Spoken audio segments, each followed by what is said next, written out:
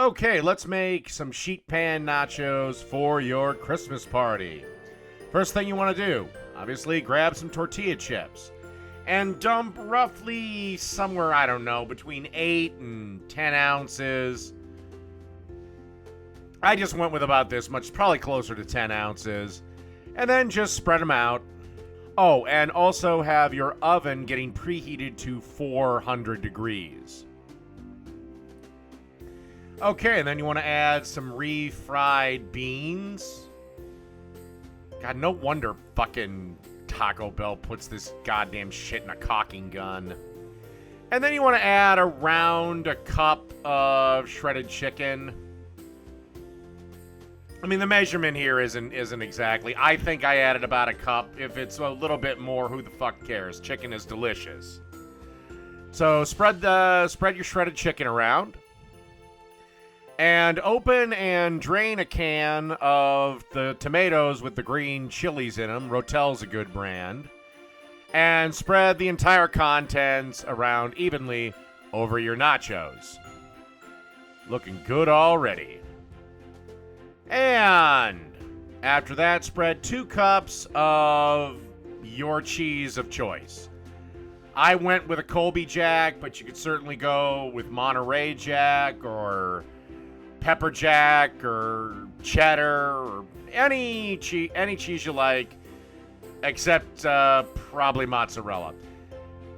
All right, and then pop this in the oven for 5 minutes. Okay, so I have to show another part of this. I made this earlier for another dish, but since that won't be airing till after Christmas, I have to fill it in because I added this to the nachos. This is a chipotle salad dressing mix.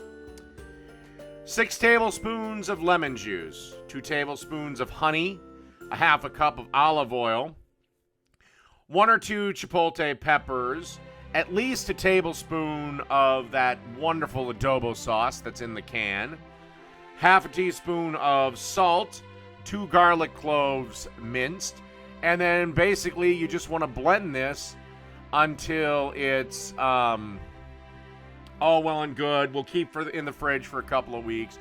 Really a delicious salad dressing, and really went well actually with these nachos.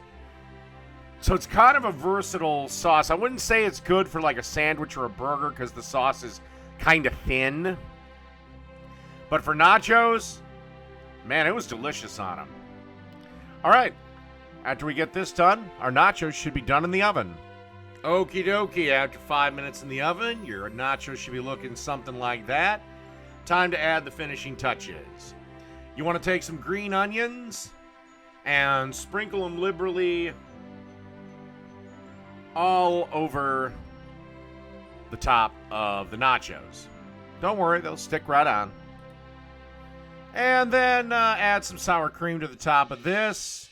I really do recommend the squeeze bottle for this, so you can make a nice zany-ass pattern. And finally, that dressing we made. And that's it.